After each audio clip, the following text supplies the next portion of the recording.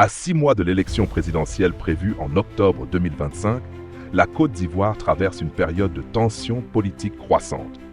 Geneviève Goetzinger, ancienne directrice générale de RFI et experte en communication politique, a exprimé ses préoccupations en déclarant que le régime RHDP a peur de l'alternance et que le climat politique est particulièrement nauséeux et inquiétant.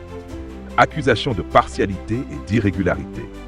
L'opposition ivoirienne critique vivement la Commission électorale indépendante, CEI, l'accusant de partialité en faveur du pouvoir en place.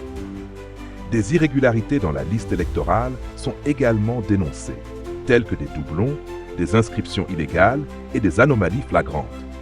Selon certaines analyses, plus de 6 millions d'électeurs sur 8 millions inscrits ne rempliraient pas les conditions légales d'enregistrement, remettant en cause la crédibilité du scrutin à venir.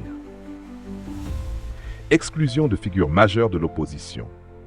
Des personnalités politiques majeures, telles que Laurent Gbagbo, Charles Blé Goudé et Guillaume Soro, sont exclus du processus électoral pour des raisons judiciaires controversées.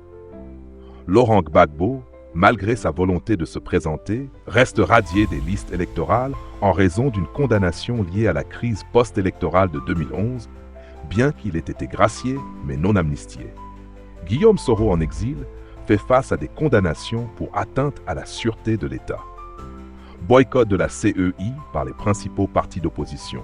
Les deux principaux partis d'opposition, le PDCI-RDA de Tidjane Thiam et le PPA-CI de Laurent Gbagbo, ont annoncé la suspension de leur participation aux activités de la CEI, dénonçant un processus électoral verrouillé et réclamant l'ouverture d'un dialogue politique ainsi que la garantie d'élections transparentes, apaisées et ouvertes à tous. Le PPA-CI a qualifié la CEI d'instrument docile d'un pouvoir accroché à son autorité. Un processus sous pression entre ouverture et méfiance. Malgré ces tensions, certains observateurs notent une ouverture du champ politique avec la multiplication des candidatures crédibles, y compris celles de Tidjane Thiam, PDCI-RDA, Simone Gbagbo, MGC, ou encore Pascal Affi-N'Guessan, FPI.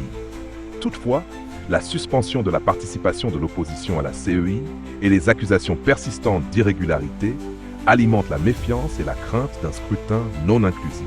Enjeux et perspectives. Alors que la Côte d'Ivoire s'apprête à vivre une élection déterminante, la capacité du pays à organiser un scrutin transparent et pacifique reste incertaine.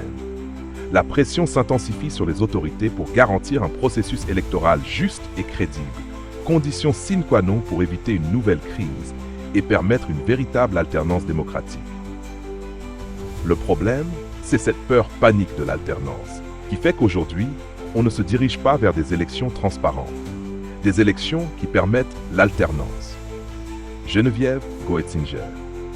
La Côte d'Ivoire est à la croisée des chemins, entre les efforts de résilience démocratique salués ces dernières années et la persistance de pratiques contestées.